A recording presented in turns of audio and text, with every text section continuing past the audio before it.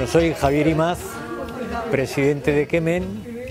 Kemen es el club deportivo para personas con discapacidad.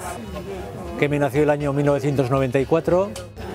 Actualmente hay 10 tipos de actividad deportiva y dentro de las discapacidades, pues como os he dicho, las diferentes discapacidades que son la física, la psíquica y la discapacidad visual también.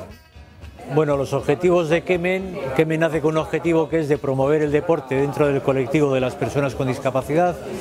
Vemos que también es necesario el deporte a nivel lúdico. Le llamamos el trofeo del voluntariado. Entonces este año se ha pensado en Imanol no solamente porque es un deportista de Kemen, sino que es una persona, a nivel personal, calificarla como una persona extraordinaria, siempre dispuesta a ayudar, un voluntario permanente en Kemen y que, bueno, que podemos contar con él siempre en todo momento.